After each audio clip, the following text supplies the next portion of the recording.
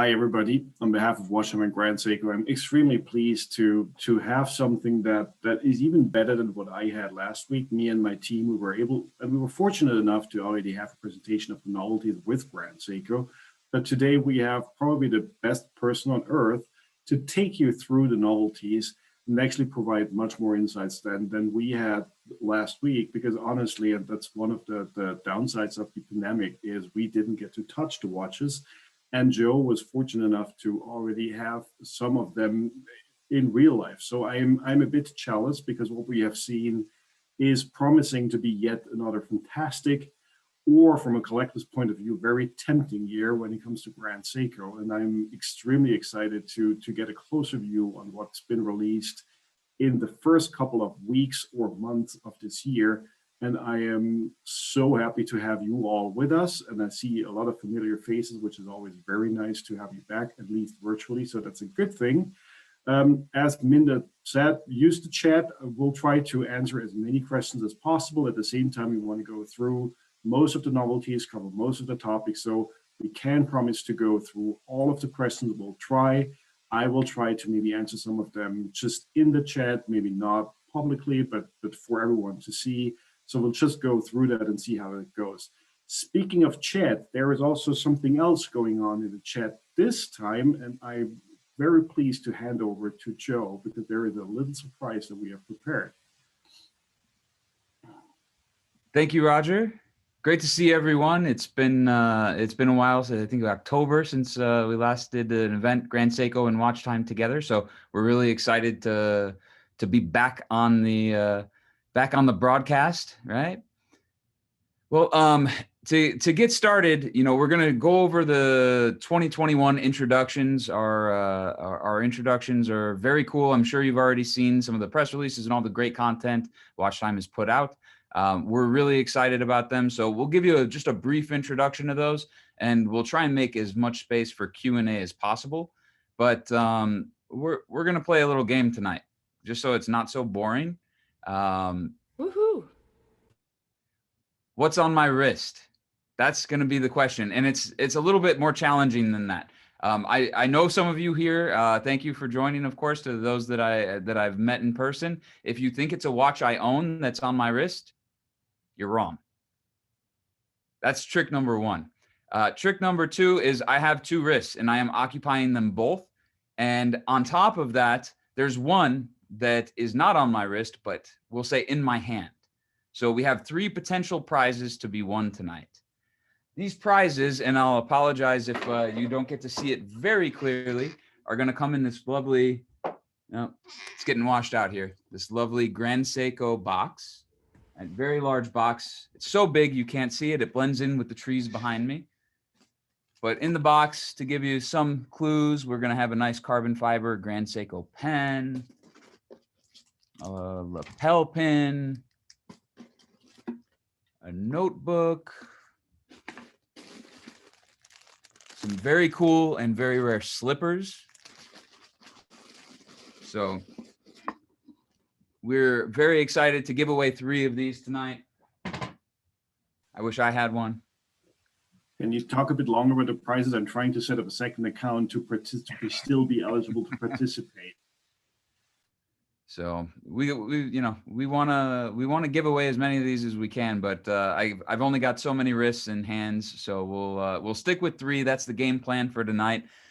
There might be clues throughout the presentation to what I'm wearing. We hope that people can guess. I hope you were paying attention to my wrist when we did the wrist check, because I may have given you a glimpse of what I'm wearing. So Joe, can you just reiterate what they have to do to enter?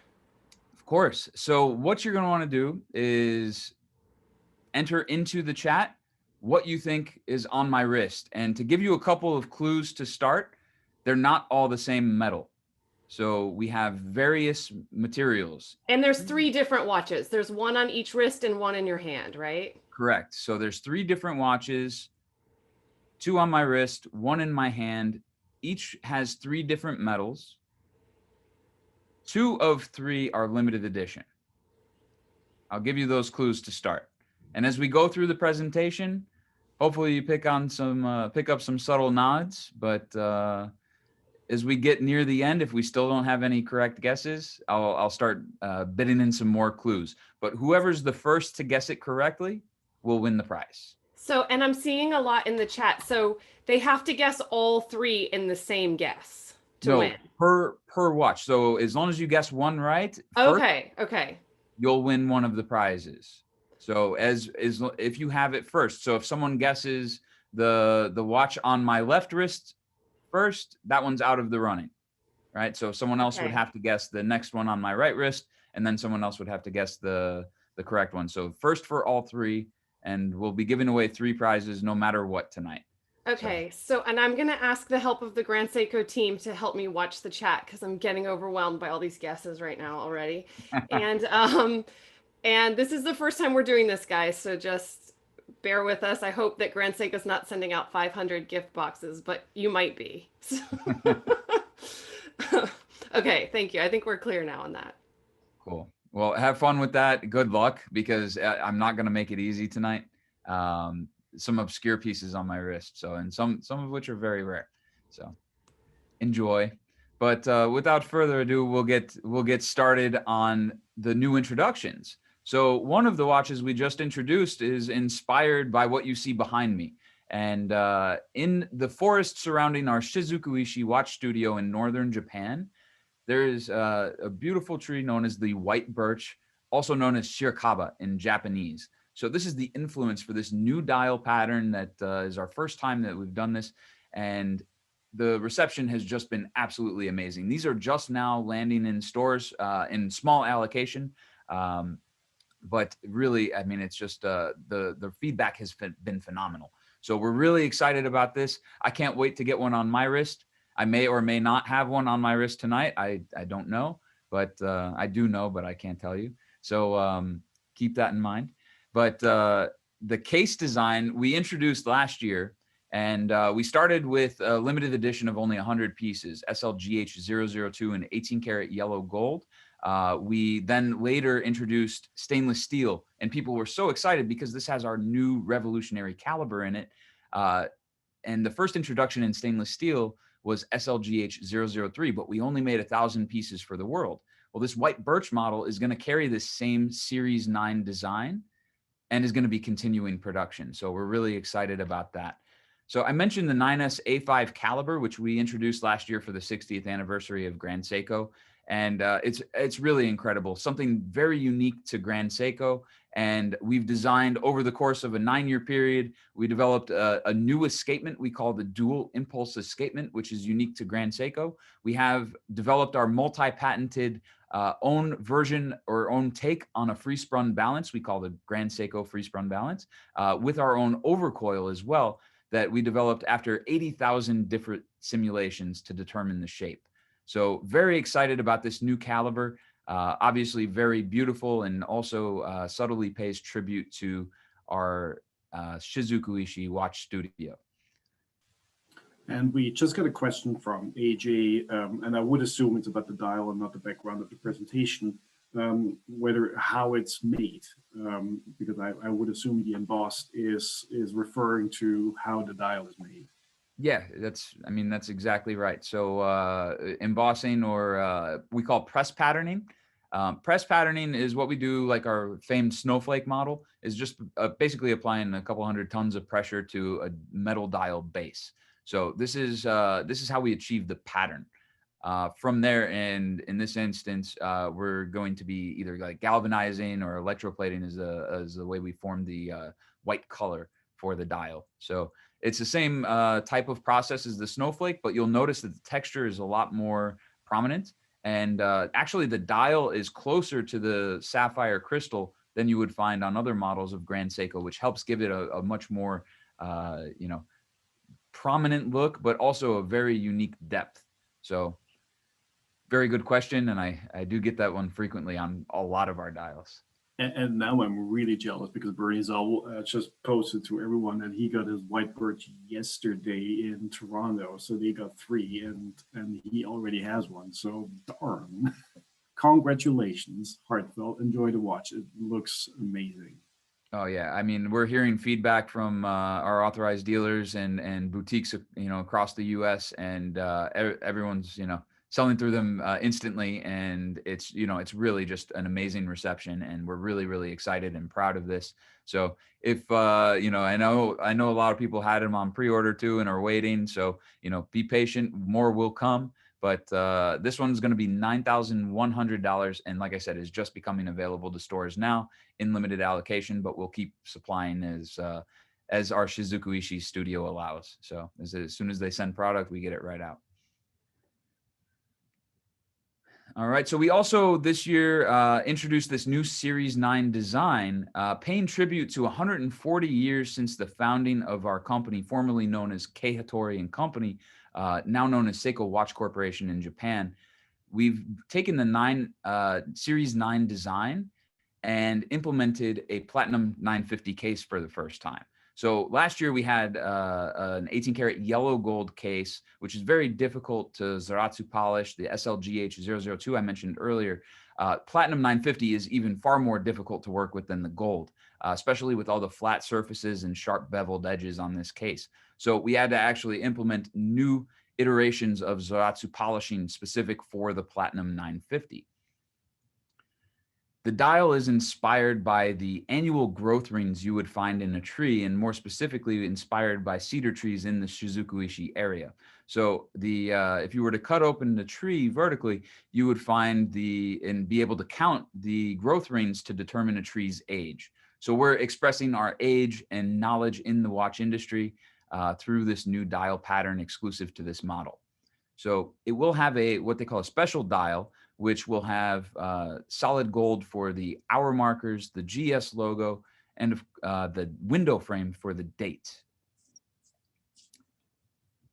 And lastly, this will incorporate our 9S A5 caliber, and you will notice that this model in particular has tempered blue screws, which is something we're only going to be doing for the precious metal models as you've seen in the past, so at least last year. So this is going to be limited to only 140 pieces worldwide. So very, very small production on this, but very, very beautiful. So for me, looking at these two pieces, I mean, we both see a new design for the hour and also the applied indexes, which are a little bit different than what we used to have been seen in the past. And I think that people were really excited about seeing this new direction. Is that something that we might be seeing more often in the future, or is it more exclusive to these two models? So without divulging too much, the Series 9 is a part of Grand Seiko's DNA at this point. So this is the white birch is our new kind of flagship model, and this design is just so good, so legible, and I highly doubt that this will be the last that you see of this new kind of already legendary Grand Seiko design.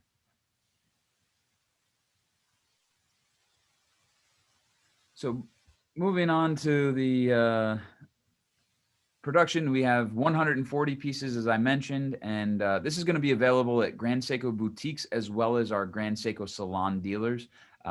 Salon status, we have 3 different types of dealers: master shop, salon, and boutique. So that's something to keep in mind too, is, with these different types of stores that we have across the country, this one will be limited to only boutiques and salons. And I was wondering, can you elaborate a little bit on the challenges that the watchmakers at Grand Seiko had with having both a high beat movement, which naturally creates a much better precision and accuracy than a lower beat movement, and at the same time offering a power reserve of 80 hours, which I find stunning. But do you have any insights to share with that? Yeah, of course. I mean, and without getting too long-winded about it, because I mean, I can go on for an hour just about this aspect. If you guys know me, you know I've got a lot to say. But simply put, I mean, realistically, the development of the 9S A5 was all about energy efficiency. And you see that consistently throughout our brand. That's a very big part of the DNA of our philosophy in watchmaking, is eliminating any kind of power loss that we possibly can.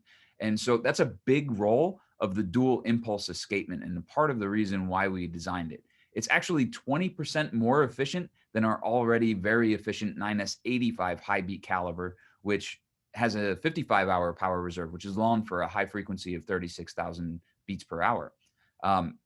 To achieve 80 hours, we not only do we implement the dual impulse escapement, which is made ultra lightweight through our MEMS manufacturing technique, and it has a very unique design with only 8 teeth.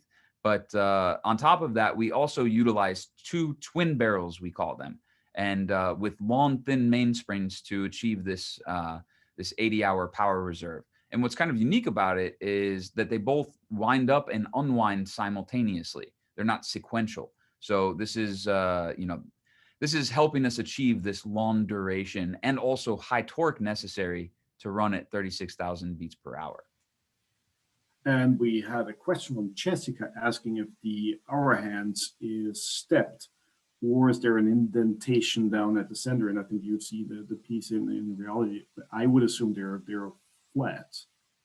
So I mean, obviously they're faceted and angled around all edges, but the seam that you see down the middle of the hour hand is actually a granular texture that's elevated above the surface of the rest of the hour hand. So a very nice touch that adds a little bit of contrast, helping again improve that visibility. So, and these hour, minute, and hands, as well as the hour markers, have all been completely redesigned in the attempted goal to vastly improve legibility, even without luminous paint. Very easy to read in low light settings. So that's the ultimate goal, and I think they've done an amazing job with that. Thank you for that explanation. Pleasure. All right, so you may have seen this. Last year, Grand Seiko introduced its very first jewelry watch. And typically, there's this brand in Japan exclusively called Curator. And you hear about them here, but they're not officially distributed or marketed outside of Japan. And in Curator is a lot of jewelry pieces, right? A lot of diamonds and especially in the women's assortment that they have there. It's just really phenomenal handcrafted work. And our jewelry studio in the Shinshu region of central Japan, they have all these wonderful Curator models that they've been creating throughout the years. However, last year was the first time they had ever worked on Grand Seiko, and they collaborated with our micro artist studio in the Spring Drive 8-day power reserve to create Grand Seiko's very first jewelry watch. Now, the limited edition from last year was of 10 pieces and utilized diamonds and sapphires to create what is our take on a jewelry model, also emphasizing legibility and beauty, which are 2 of the main attributes of Grand Seiko's DNA or philosophy in watchmaking. So for this particular model, we were inspired by a nearby pond called Mishaka Pond, which has actually been depicted in famous Japanese pieces of art for this mirror-like quality that the pond has, reflecting the beautiful green forest around it. So for this particular model, we utilized 97 diamonds and 24 green garnets and a deep green mother of pearl for the centerpiece of the dial to create this Grand Seiko iteration of a jewelry watch. And the diamond setting is actually done in a unique formation, which combines both Eastern and Western methods of stone setting in this unique setting process that our jewelry studio has developed in order to set the stones in the white gold base. So very special model. And we'll also have a diamond on the crown, where last year's model had a sapphire on the crown. So we're only making 15 pieces for the world, and will be exclusive to Grand Seiko boutiques worldwide, and will be the most expensive Grand Seiko, as was last year's at the same price, of $185,000. And I keep saying, I look forward to the day we exceed that, because every time we do something just so unique, and the handcraft involved is always just so impressive. So it's really remarkable to see our jewelry studio finally gain presence, not only in Grand Seiko, but also in the US market outside of Japan for the first time.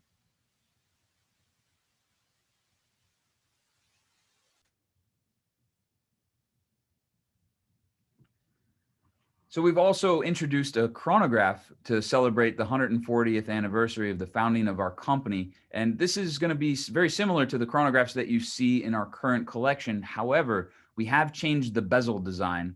So now the bezel has a full ceramic bezel with tachymeter scale, and the base is 18 karat gold and multifaceted, and of course, Zeratz polished.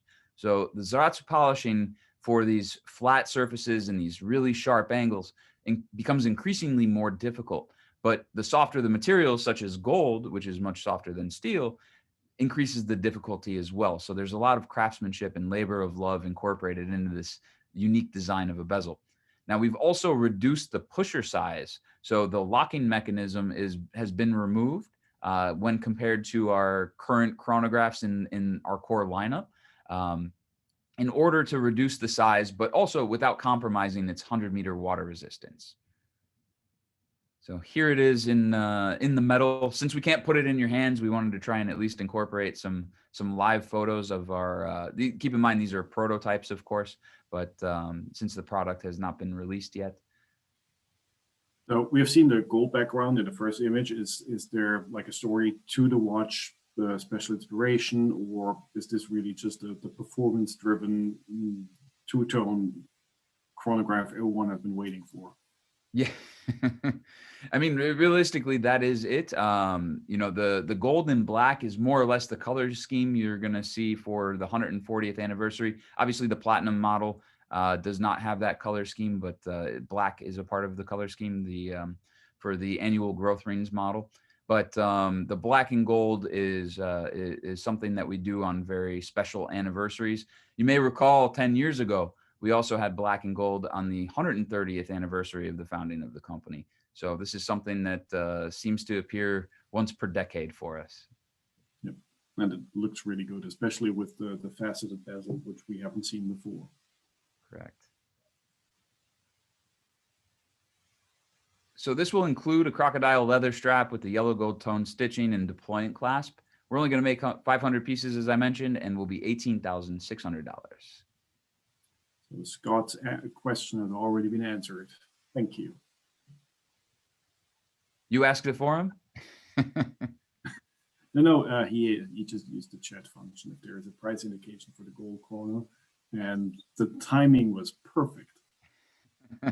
I knew you were going to ask that question. All right, so this is probably one of the most talked about recent releases for us. Everyone may recall back in 2019, we launched a special series exclusive to the US market, celebrating the 24 seasons or 24 phases of seasons in Japan, known as the 24 Seki. So this is basically going to be an elegance collection iteration that's going to, for the first time, become available to the global market. So we're really excited about this. First will be the elegance iteration of a seasonal phase known as Shunbun, expressive of the mountain blossoms. So dark green dial with pink gold accents to represent the green trees covering the mountains with that singular cherry blossom blooming amongst them. So the dial pattern may look very similar to the Kiruzuri watch that we did for the US market back in 2018 as a limited edition. This is, however, made in a different studio. So it's a completely different dial, just a similar, very fine linen style or almost like a rice paper pattern. So this is going to be in dark green and will have more of a matte finish than you would have seen on the Kiruzuri of the past. Now for summer, because everyone loves summer, we have the Shosho. Now this phase of season is the start of midsummer and is expressive of the warm southern wind blowing across the water. So this particular model, we're actually using the same dial base mold that we use for the white birch, but turned in a horizontal orientation and with different finishing techniques applied to create this kind of silvery blue color. Beautifully done and certainly one of the most talked about pieces in the collection thus far. So we're very excited to get this kind of classic design with this dark green and light blue color combination out to market. These are both going to feature our high beat 36,000 9S86 caliber with GMT, and we'll start. These will be 6,800, and start to become available around May. So most of the models that you've seen are going to be around the May timeframe, with the exception of the white birch coming available now.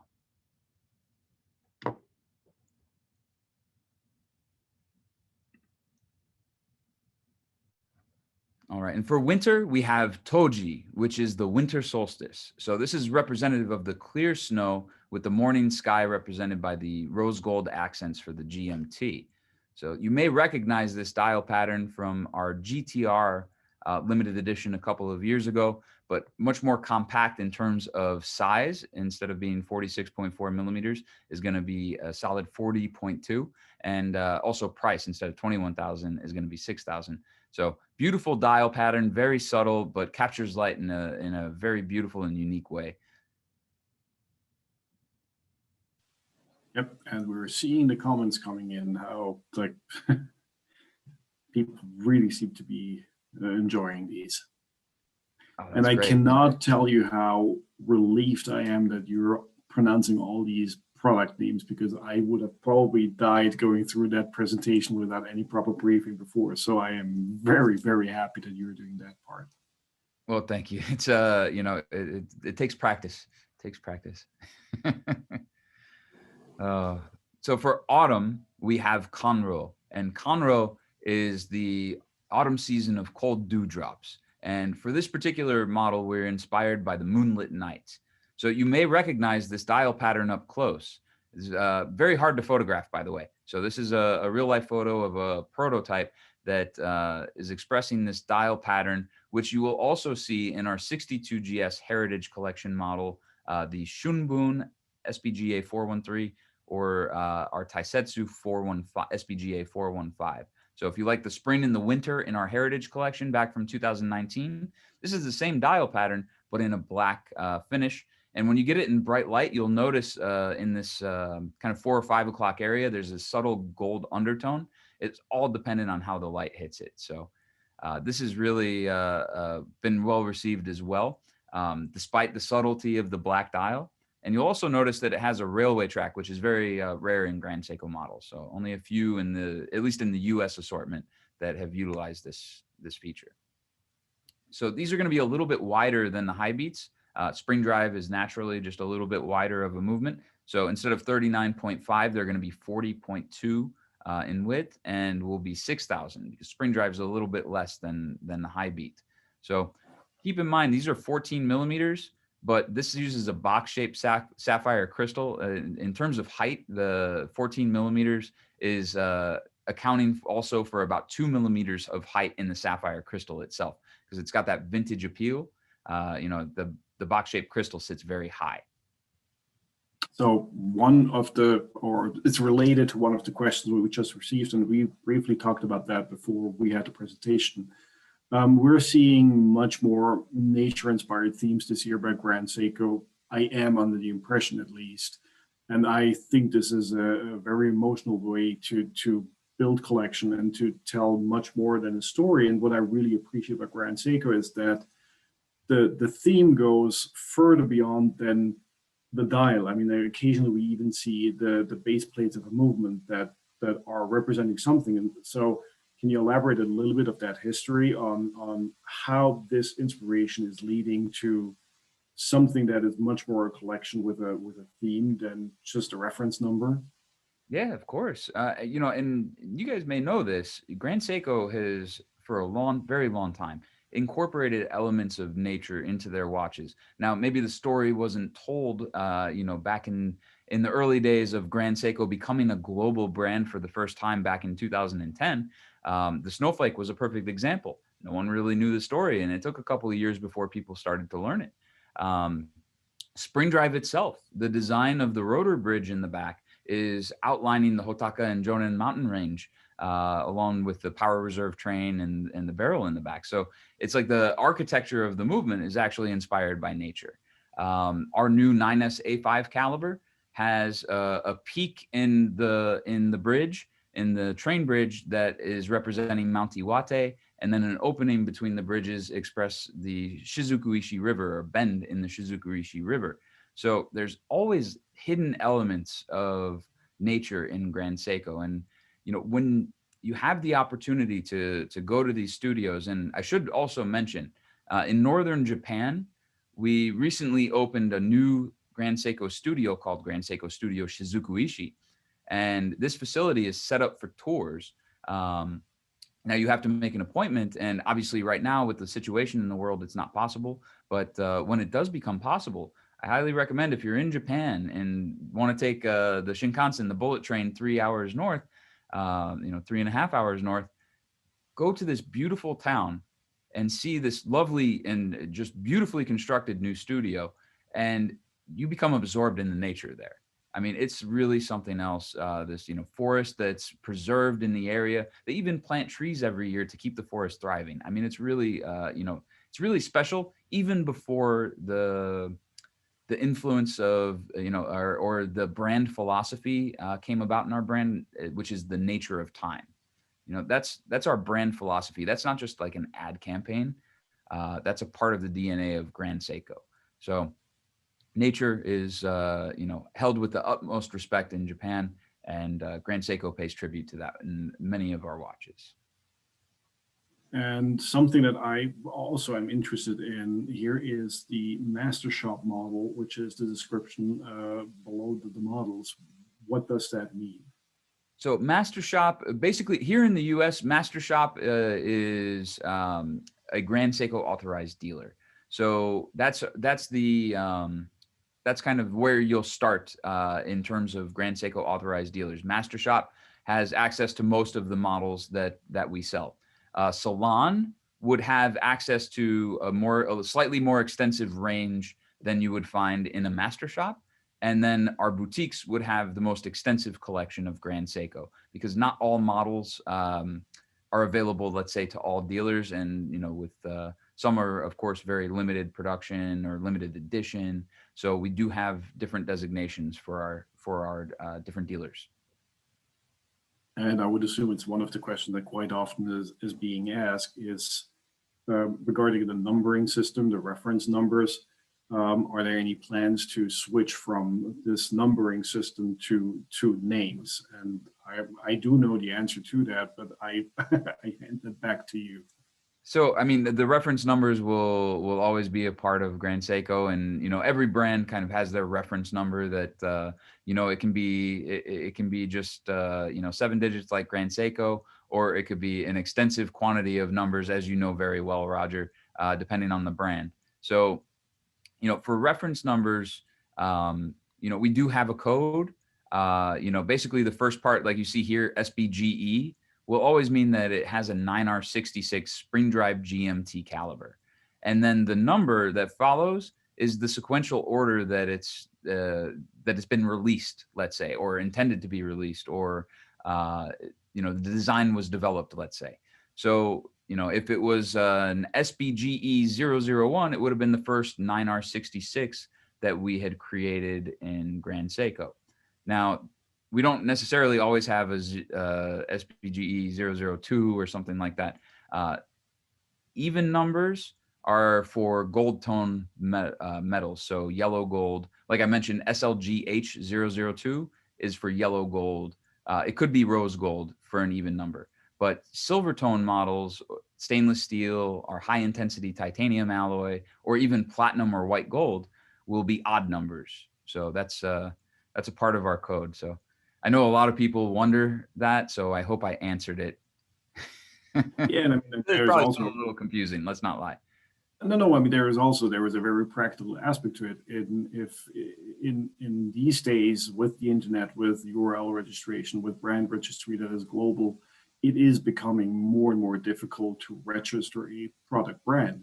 And in a global environment, also misunderstandings are much more alike. So the safest way today with a growing collection is to stick with reference numbers and something that is much more descriptive than trying to come up with a name every time anew. So there is also the let's say the more rational approach to that. We just got a very interesting question regarding the boutiques, and also, I mean, closely tied to the novelties we've just seen. Are you currently into e-commerce, and how do people get these pieces if they're not living close by one of the boutiques?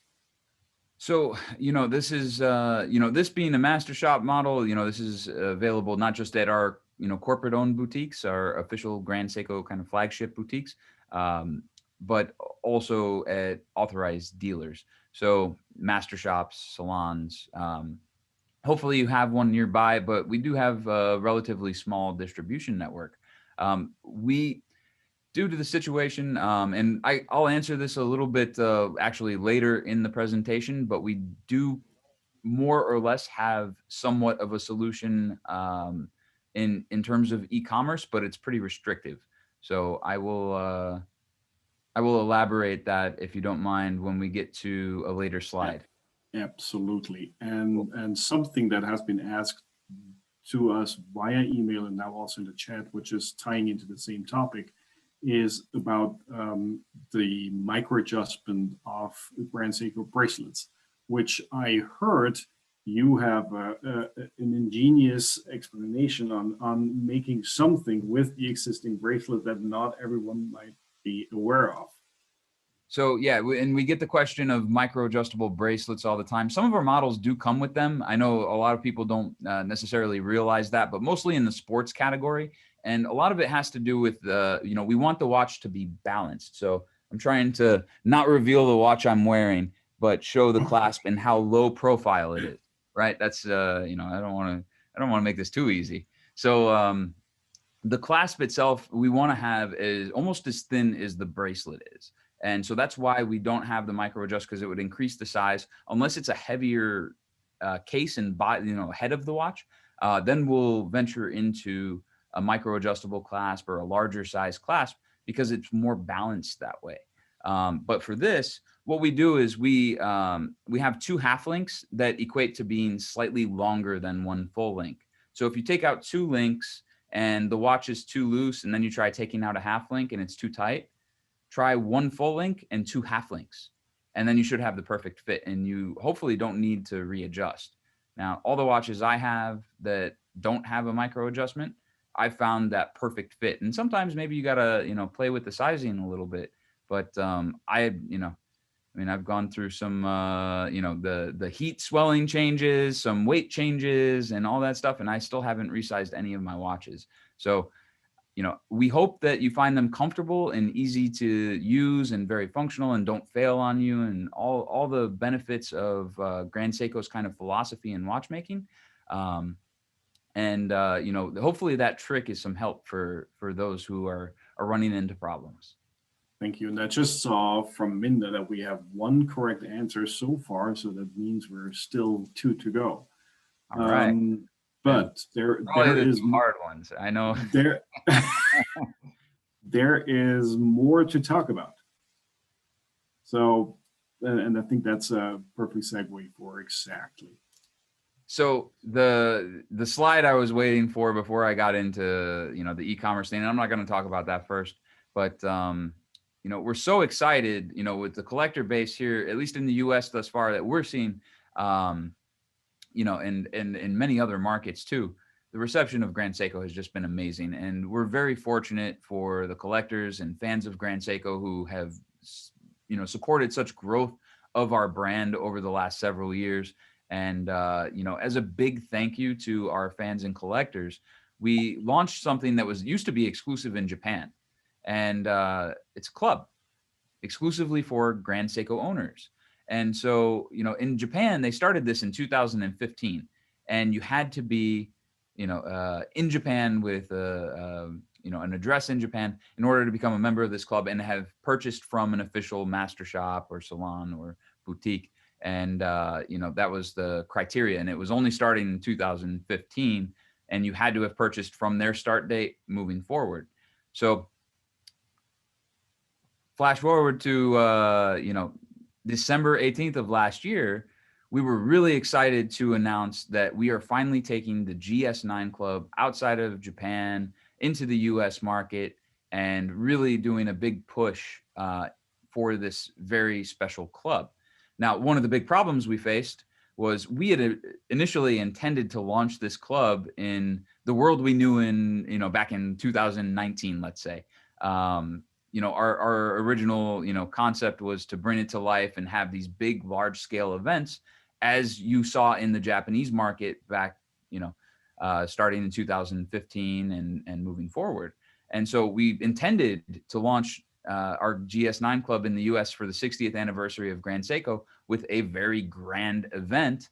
And, unfortunately, COVID hit and we had to shift gears. We had to change our plans. So what we did is we took GS9 Club and we took all kind of the best parts of it, like having these great events. We turned to digital events, of course, as you guys have and as the world has. GS9 Club in Japan has a great magazine that they issue exclusive to members. We've launched our digital magazine. We do still have plans to have a members club physical print magazine, of course, as well. But later, probably this year, we'll launch that. So on top of that, when you would go to a GS9 Club event, you would see these amazing watches from the start 1960 all the way to today. They would have almost every model you could think of. We wanted to do that here in the US, but we did this in kind of a digital format. We launched kind of a Grand Seiko archive, which is going to be a continuously growing assortment of historical models and previous models, not just from the 60s, but moving through today. You'll find tidbits of information even more in depth than you'll find on the Grand Seiko official websites. So, we're trying to kind of cater to all of the different great elements of the GS9 Club. One of those elements too was because of the situation. We had most of our dealers were closed in March and April, starting in April, let's say, of last year. Our boutiques were all closed, and no one, people wanted to buy Grand Seiko, and we didn't really have a way to do that. Grand Seiko didn't have an e-com program. So some models of Grand Seiko are allowed to be sold on e-commerce. So GS9 Club launched a shop where those models that are approved are open to the public, and select models, master shop models and upward, with the exclusion of boutiques, the product were available only exclusive to our GS9 Club members. So for the GS9 Club, we have a shop, we have a historical section, we have, our archive, we have a magazine where we're trying to give you all these little cool tidbits of information you may not find elsewhere online, exclusive interviews with designers and kind of inside information, if you will. And so, some of the content is available exclusive to members, but a lot of it is open to the public too. So, we just encourage people to, to dig deeper into Grand Seiko, because it's a never-ending rabbit hole, as I'm sure many of you already know. And, we wanted to say thank you to our fans and collectors by launching this club. Part of this too is we will go back to in-person events. We will, be able to start handing out GS9 Club exclusive, gear and swag and gift items. So we're really excited to do that, because that's one of the coolest parts of the club is going to be the gift items. So we have a lot of great plans also moving ahead in the future for GS9 Club that I can't tell you about yet. So, but I have two questions on that. First of all, please stop me. What about plans with Canada? And what if I sell my watch? Am I being kicked out of the club? So, realistically, we can't determine that. Canada, unfortunately, this GS9 Club is only for the US market. So we can, you have to provide proof of purchase, and the purchase has to be done from when Grand Seiko became an independent brand in 2017. So March 23rd, 2017 forward, to become a member of the club. And then from there, you can register vintage watches or pre-owned watches or whatever you want into the club, and that's no problem. But you have to have one kind of modern era Grand Seiko from an authorized retailer, master shop, salon, or boutique in the US market. So that's the criteria to become a member. Now, outside markets such as Canada, and unfortunately, we're not responsible for the entire Americas, so we cannot validate these purchases, and we have to go through and we have to validate every single purchase of every member. Now exceeding 1,000 members in the US, we're very excited about. So unfortunately, we can't do that now. We do hope to see the GS9 Club continue to expand, and we're greatly looking forward to that day. So in the meantime, bear with us, but don't think we've forgot about you. And in the same area is also your retail network, which has been expanding nicely last year, and I think you have some exciting news in that too. So yeah, I mean, we don't increase a lot of doors, so we still have a relatively small network of authorized master shops and salons and boutiques, as you know. But what was great is last year we were able to go in. We've had our Beverly Hills Grand Seiko flagship boutique for the U.S. That was open in 2017 when we became an independent brand. But we had two Seiko boutiques, one in New York and one in Miami. And last year, those were completely renovated and made official Grand Seiko boutiques in order to expand their collections and increase the quality of the experience in these two boutiques. So now in New York on Madison Avenue and in Miami Design District, we have standalone, Grand Seiko boutiques with a very extensive assortment of Grand Seiko. A lot of models that, limited editions and models exclusive to the Japanese market. So, a wide array, let's say, of GS. And I've just heard from Minda that we have 3 winners. So finally we have guessed. No way. We do. Oh, that's amazing. I can't believe people guessed this. I want to hear about this. Let's move forward. Okay. Do you want me to announce them? Let's go. Okay, so the first one, can you announce what it is? And I will announce the winner's name. Well, is that how you want me to do it? Yeah, that probably. Yeah, that's show the the first watch, and I'll tell you. We need a watch reveal. We'll and go then in price order, okay? We'll go in price order. All right, so you had to have guessed that I was wearing one of the novelties that we just introduced. Actually, Joe, can you stop your screen share so they can see you larger? Yeah, of course. I don't know why they want to. I'll put the watch in the picture, but I'll move back and we'll put the watch in. All right, you guys ready? Yes. First is, sorry, it's blending in with the background there. The Shosho. So SBGJ 249. Not out yet, but I have a running one on my wrist, just special for this grand event tonight. And it's really stunning. So who's the lucky winner? The winner, the first person that guessed the Shosho was Billy Woods. Congratulations, Billy. Billy, I can't see you, so write in the chat if you're here. Good job, Billy, or wave or something, and I'll unmute you. And we need to get your address. Yeah, I am just shocked. Oh, wait, there's Billy. Billy, good job. Yeah, I look like a bum, too. It's all right, Billy. No. It's all right. You look good. Excellent. What made you guess the Shosho? Just if I may ask, Billy. Just one I had my eyes on and was just hoping that would be it. Perfect. I love it. Well, congratulations. We hope you enjoy the gifts. We'll send them out. We'll have you send your information to the WatchTime team, and then we'll send these out for you. Okay. It'll join my other 3 Grand Seikos. Thank you so much. No, thank you. We really appreciate it, Billy. Man, that's awesome. So Okay. excited. All right, so we're gonna continue. Like I said, we're going in price, and I said everything's different, different materials. It's not titanium. This was increasingly difficult. So one of my favorite watches, I think that we've made, is the SLGH 002, the first to introduce the 9S A5 caliber. So it's not mine, but I've had it on my wrist for a very short period of time, and I wish it could stay there. All right, so it looks stunning behind this one. The winner of this one was Kenneth Harden. Kenneth, where are you? Congratulations. Oh, he wrote OMG. Oh yeah, he has been identified. All right, can you hear me?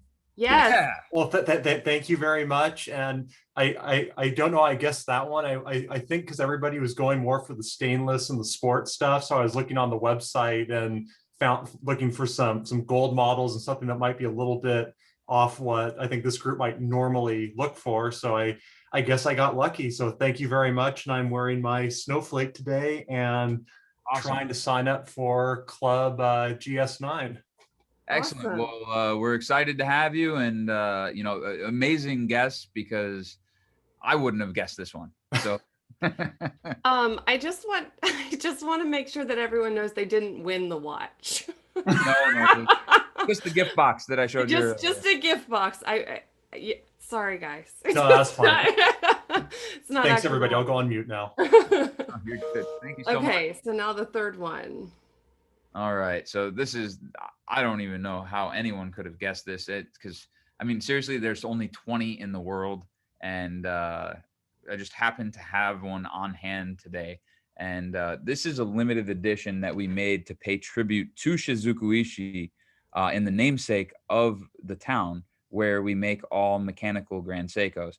This is SBGW 263, which is hand engraved by a master artisan named Kiyoshi Terui, and is one of the most impressive pieces of art ever found in Grand Seiko. So who guessed it? Matthew O. Matthew. How? I thought I had at least 2 solid stumpers here. Where are you, Matthew? Let me see if I can find you. Wait, I hope. Hello. Oh, there he is. Good. Sorry, I don't have a camera. Wow, that's impressive, I guess. I was just going down the list looking for something platinum, and something recent. So. And you just ended up landing on this one, huh? That was I actually guess I think probably all 3 of the 3 or 4 recent platinum watches from 2021 and 2020. So. Oh, that's amazing. Congratulations, and a great guess, and a phenomenal watch. So I can't believe you guessed it. I'm shocked. Thank you so much. Thank you. Congratulations. So I think we're just gonna wrap things up, but I did want to just leave a couple minutes if anyone wanted to ask a question live. You could raise your hand, write it in the chat. If anybody had any questions for Joe, I know that there are a lot in the chat. I think we got to a lot of them, but if we didn't, speak up now.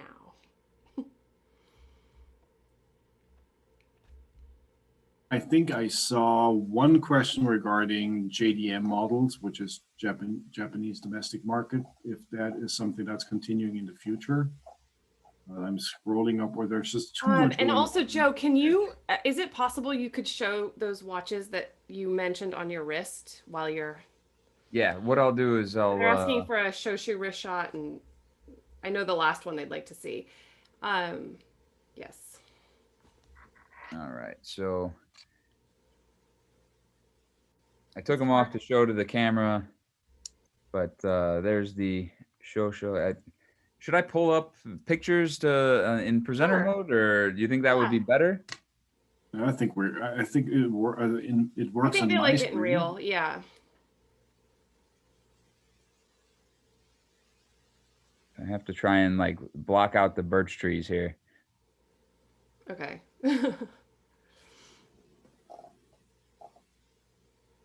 All right, so that's the show. I hope that's good enough.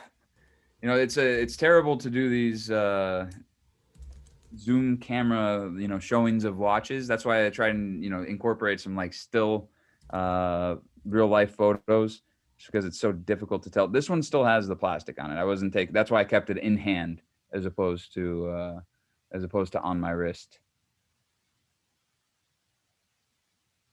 So now this is modeled after the Shizuku-ishi studio. The name Shizuku-ishi is basically like water drops.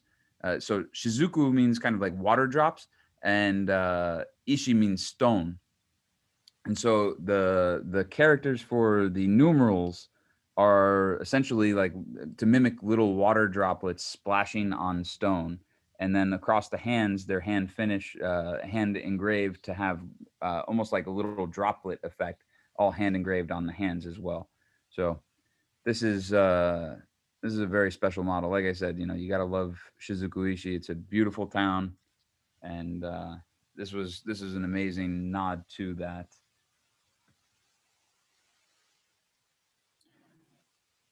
And then the SLGH002, it has, you know, a little bit of design cue from the first Grand Seiko. You know, they wanted to do, you know, the first 9SA5, they wanted to be very special. And as a nod to the first Grand Seiko, they did in gold with the brown strap and, you know, this radial finish dial. So that's why this design was chosen for this first generation of this, you know, revolution caliber for Grand Seiko. Actually, interesting fact, the kind of internal code for this. I'm sorry, I'm getting an echo here. But the internal code for this caliber they were calling Project Revolution. So that's this is about the Grand Seiko Revolution for the 60th anniversary. So very special watch in the very first Series 9 design. So.